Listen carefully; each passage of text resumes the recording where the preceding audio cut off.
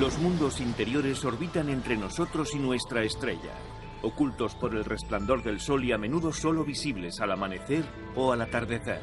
Son Venus, la primera y más brillante estrella en el cielo nocturno, y Mercurio, que pasa ante el disco solar. Constituyen la mitad de los planetas rocosos del sistema solar, pero sabemos muy poco sobre ellos. A medida que vamos consiguiendo mejores imágenes de nuestros compañeros, surgen más preguntas que respuestas.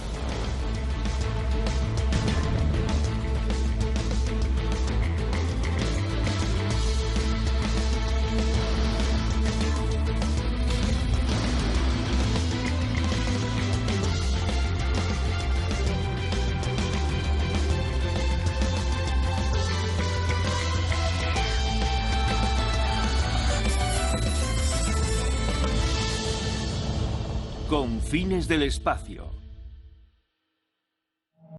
Los mundos interiores. Esto es Mercurio, el planeta interior más cercano a nuestro Sol. Los días en Mercurio son más largos que sus años. Y tiene una órbita elíptica desde 47 millones de kilómetros en el punto más cercano hasta 70 millones de kilómetros.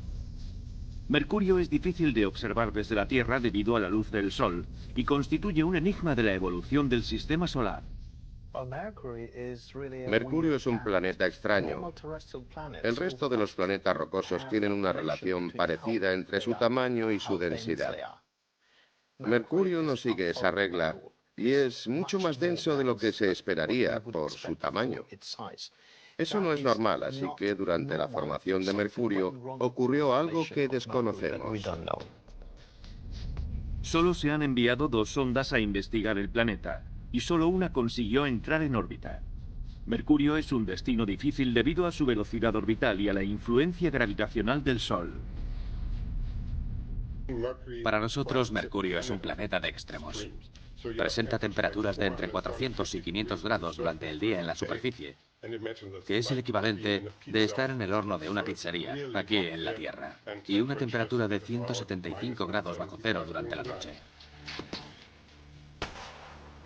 Mercurio gira alrededor del Sol cada 88 días en una típica órbita elíptica.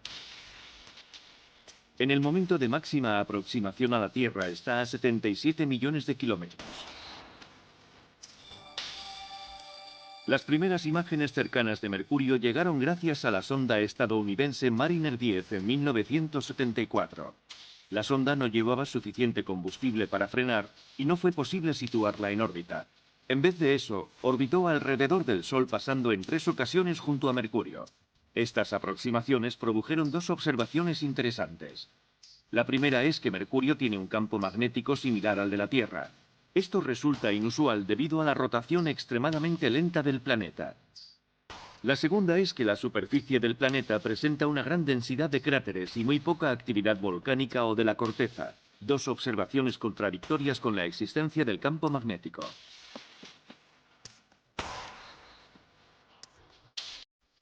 La segunda y más reciente sonda es la Messenger, lanzada en 2004. La sonda sobrevoló en varias ocasiones la Tierra, Venus y Mercurio para ir frenando hasta la velocidad adecuada. Tardó 6 años y medio en llegar a Mercurio y entró en órbita en 2011.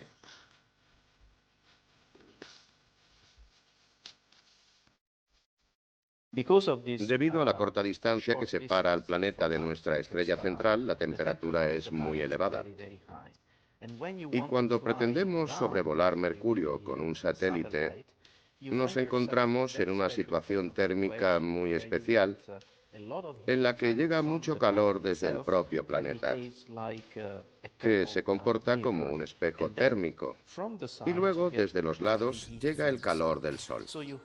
Así que tenemos 2 fuentes de calor que podrían destruir un satélite normal. La misión Messenger de la NASA funciona realizando una órbita distante, porque, como ya hemos mencionado, la situación térmica recomienda alejarse del planeta.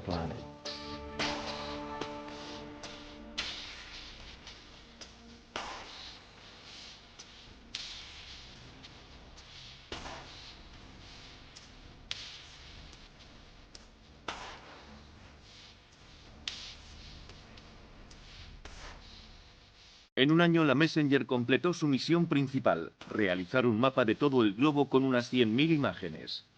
Como la sonda disponía aún de una reserva de combustible, la duración de la misión fue ampliada.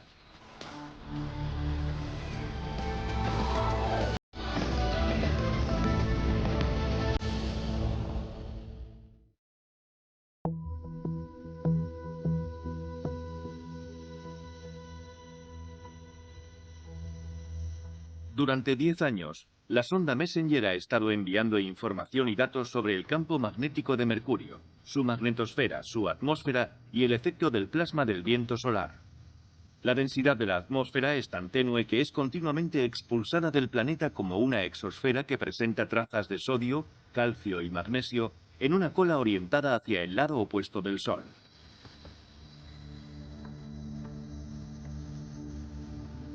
Las imágenes espectrográficas del material de la superficie provocan más preguntas sobre la elevada densidad metálica del planeta. Las observaciones no casan con las teorías vigentes sobre evolución planetaria, que tendrán que ser completamente revisadas.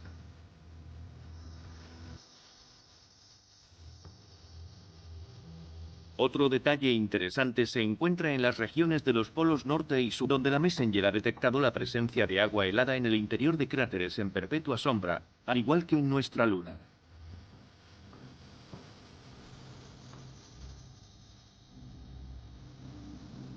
En 2014 se hizo que la sonda volara mucho más cerca de la superficie, a solo 50 kilómetros. Desde ahí captó imágenes de mucha mayor resolución en busca de más detalles sobre la historia geológica del planeta.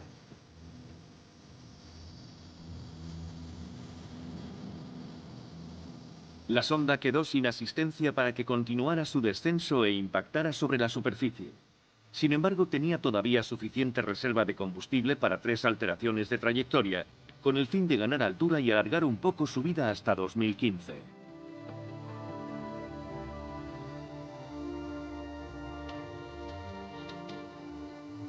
En la actualidad, la Agencia Espacial Europea y la agencia japonesa JAXA desarrollan una tercera misión a Mercurio. La misión lleva el nombre de Bepi Colombo, por el matemático italiano Giuseppe Bepi Colombo, quien desarrolló la maniobra de asistencia gravitatoria para la NASA con la sonda Mariner 10. La misión consta de 2 sondas orbitales, el Mercury Planetary Orbiter de la Agencia Espacial Europea y el Mercury Magnetospheric Orbiter de Japón. Lo que quieren los científicos es intentar entender la naturaleza del planeta y qué material tiene en la superficie. Nos gustaría medir la temperatura y nos gustaría ver la interacción con el viento solar. Además, nos gustaría entender por qué Mercurio tiene un campo magnético, que es como el producido por la dinamo terrestre. La sonda MMO japonesa se centrará en el entorno del campo magnético del planeta, mientras que la sonda europea se dedicará al estudio de la superficie. Al igual que las 2 sondas anteriores, la sonda Bepi Colombo usará a la Tierra y Venus para frenar su velocidad y acercarse más a la órbita de Mercurio. Esta trayectoria llevará 7 años aproximadamente. Será propulsada por energía eléctrica a partir de la energía solar y utilizará un motor convencional para desacelerar en el momento final de la inserción en órbita.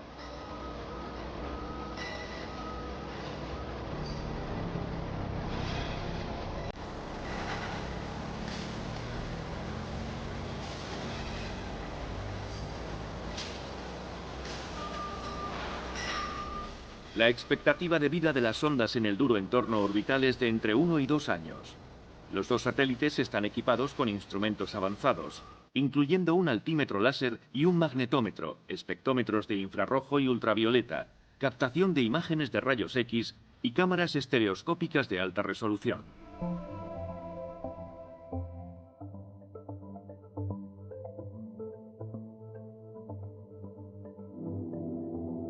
La sonda Bepi Colombo ha sido diseñada para dar respuesta a preguntas concretas sobre este planeta. ¿Por qué es un planeta tan denso? ¿Cómo se formó?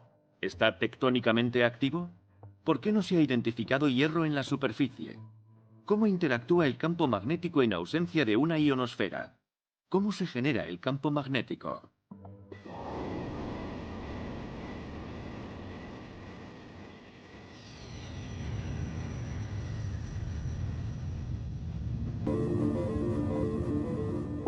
Tenemos una teoría para entender cómo se forman los sistemas planetarios. La teoría se basaba en la explicación del sistema solar y estaba bien, funcionaba.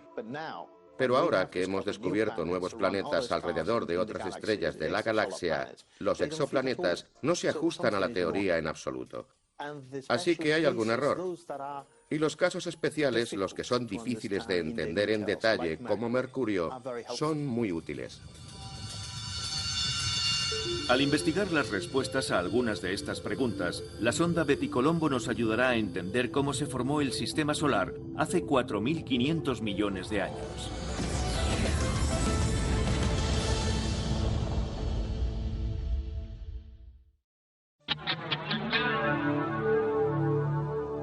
Es la primera estrella que se ve por la noche y la más brillante.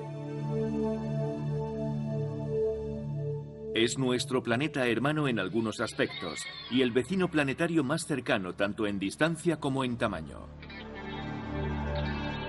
Sin embargo, Venus es difícil de alcanzar y cuando se llega allí se ve un mundo muy extraño. En los comienzos del sistema solar, Venus y la Tierra debieron ser muy similares, pero entonces algo ocurrió que les hizo tomar rutas evolutivas distintas. Venus es el único planeta del sistema solar que necesita más tiempo para girar sobre su propio eje del que necesita para girar alrededor del Sol.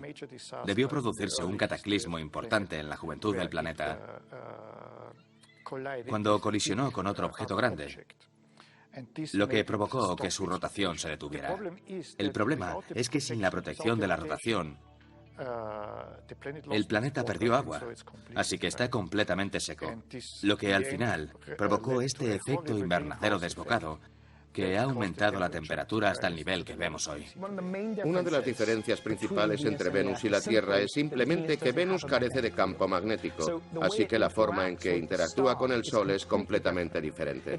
Si queremos entender cómo Venus llegó a ser así o por qué Venus no tiene océanos, necesitamos entender la interacción entre el Sol y el propio planeta. La Unión Soviética y Estados Unidos enviaron sondas con cierto éxito. 3 sondas Mariner sobrevolaron el planeta en cortos intervalos, y las sondas soviéticas Venera penetraron en la atmósfera y llegaron a aterrizar, sobreviviendo durante algunos minutos. Consiguieron enviar a la Tierra unas imágenes asombrosas de su paisaje. La NASA envió 2 sondas más, la Pioneer Venus 1 y 2. La última depositó 5 pequeñas sondas en la superficie. Los soviéticos continuaron con su programa de sondas Venera, consiguiendo aterrizar 4 veces y mantener otras sondas en órbita. Otras 2 misiones Vega rusas depositaron sondas atmosféricas mientras orbitaban rumbo al cometa Halley. La atmósfera de Venus es increíblemente interesante porque es muy diferente de la atmósfera terrestre y nos gustaría entender qué provoca esas diferencias, porque eso nos ayudaría a entender el cambio climático en el planeta Tierra. Es una atmósfera muy densa con un 97% de dióxido de carbono y un efecto invernadero muy intenso. La temperatura en la superficie es de más de 450 grados centígrados y la presión atmosférica es de 92 bares, casi 100 veces mayor que en la Tierra. Es un entorno muy poco acogedor. Arriba, entre las nubes, a unos 100 kilómetros de la superficie, la velocidad del viento es muy alta. El viento circula a 300 kilómetros por hora y viaja alrededor de Venus en 4 o 5 días. Esa es una de las cosas que no entendemos. ¿Por qué en la superficie los vientos son muy suaves y a mayor altura son muy intensos? Es una atmósfera muy distinta a la de la Tierra.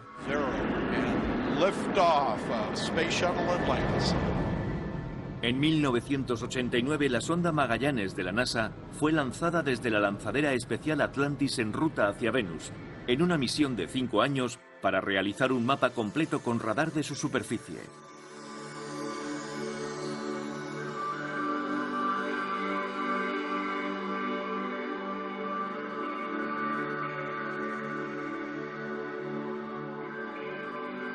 El radar consiguió penetrar la densa atmósfera y reveló el auténtico aspecto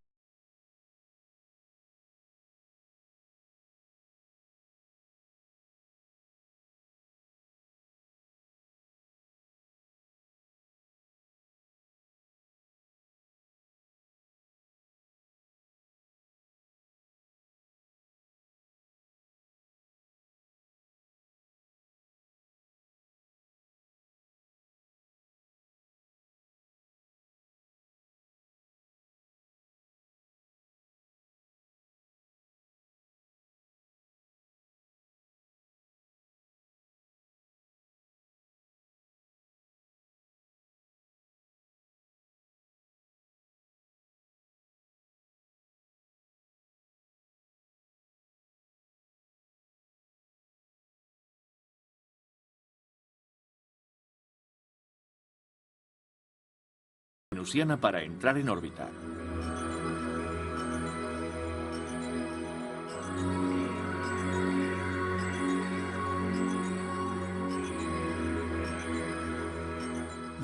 Un descubrimiento muy interesante en Venus fue el de un enorme remolino, una nube enorme situada sobre uno de los polos de Venus y que en cierto modo se asemejan a un huracán terrestre, pero se trata de un fenómeno estacionario que está siempre ahí. No entendemos cómo se ha formado, por qué está ahí, ni cómo podría evolucionar. Cuando llegamos a Venus hace 8 años, detectamos vientos de 300 kilómetros por hora, muy rápidos, pero ahora, varios años después, lo que vemos es que esos vientos han aumentado. Vemos vientos de 400 kilómetros por hora y no sabemos explicar cómo ha ocurrido eso.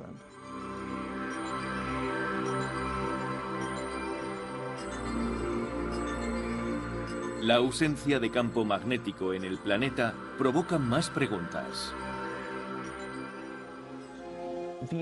Venus no tiene campo magnético, así que es básicamente una roca grande con su atmósfera, o más bien ionosfera, viajando por el espacio.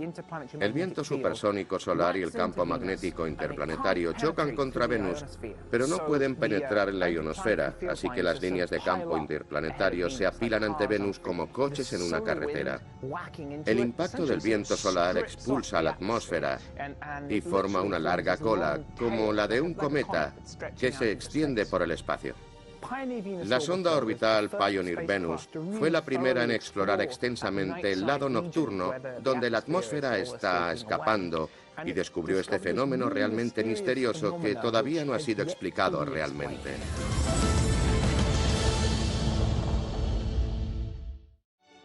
Imaginemos que estamos volando de polo a polo por el lado nocturno. Estamos sintiendo el plasma a nuestro alrededor y de repente la ionosfera desaparece y luego vuelve a aparecer. Así es un agujero en la ionosfera, como un abismo en el cielo, un gran agujero donde la ionosfera está ausente. La sonda orbital Pioneer Venus tomó lecturas ahí dentro y vimos que contiene muy poco plasma y que hay un campo magnético. A partir de eso se ha sugerido que esto es esencialmente una estructura magnética fija en el lado nocturno. Esto es fundamentalmente lo que se pretendía estudiar con la Venus Express.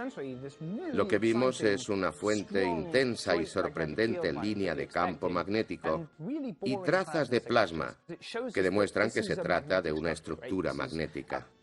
Una concentración de plasma magnético que se extiende ampliamente por el espacio como una cola y se prolonga a mucha más altura de lo que se podría esperar.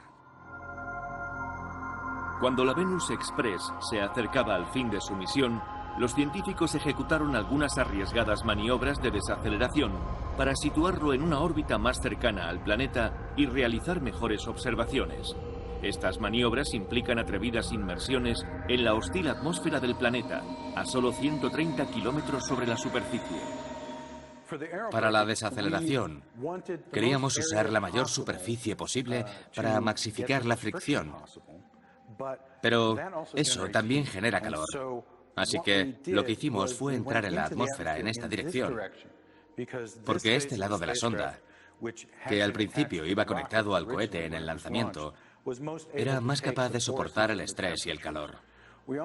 También giramos los paneles, de modo que el lado con las células fotovoltaicas daba hacia atrás para maximizar la superficie, maximizar la fricción y obtener la mayor desaceleración posible. Descubrimos algo inesperado, y es que la presión se comportaba como ondas en la atmósfera. Esa estructura de ondas no estaba prevista, y el análisis de esos datos mantendrá ocupados a los científicos durante algún tiempo. La Venus Express llevaba un conjunto de 7 instrumentos, incluido magnetómetro, espectrómetro y varias cámaras, para estudiar los vientos atmosféricos y el entorno circundante del espacio. Después de los 2 años planificados de misión, la sonda estuvo activa 7 años más y solo recientemente fue dirigida a sumergirse en la atmósfera del planeta.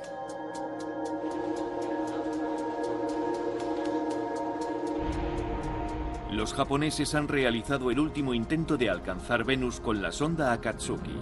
Su objetivo es la captación de imágenes de las nubes y la superficie con cámaras de infrarrojos.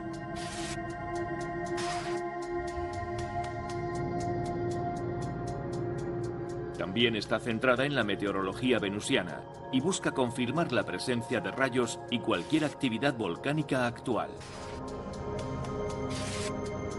La sonda no consiguió entrar en órbita en el primer intento, y la JAXA confía en tener éxito dentro de poco cuando la órbita heliocéntrica de la sonda la devuelva a Venus.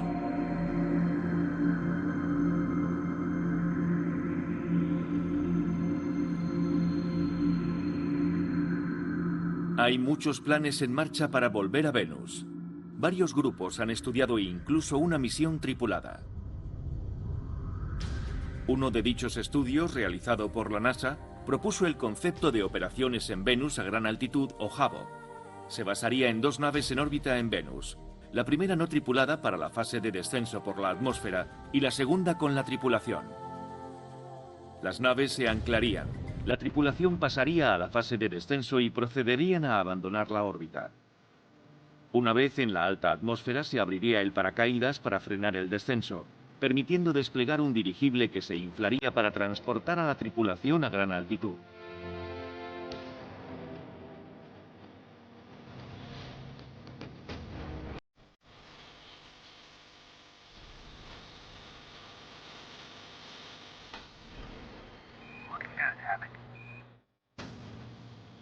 Desde ahí arriba estudiarían el planeta.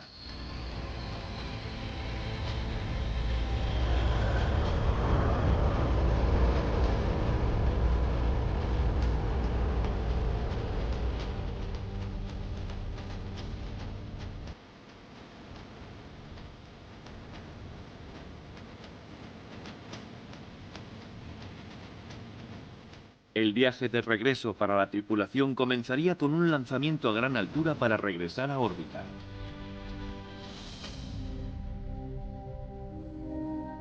Ahí conectarían con el módulo orbital. La tripulación y el equipo pasarían al módulo y luego emprenderían el regreso a la Tierra.